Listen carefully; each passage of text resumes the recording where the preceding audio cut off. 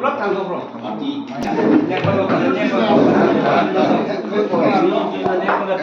Happy birthday to Mr. Karin. Happy happy birthday to Mr. Portula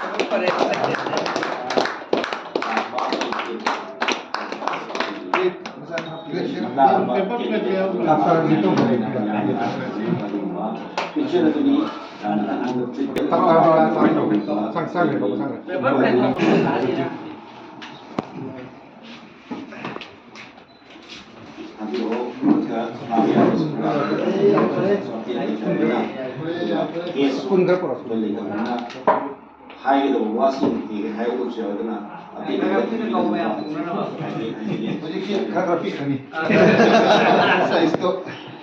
nasi sa đó này nhau tại sa cao sẽ đi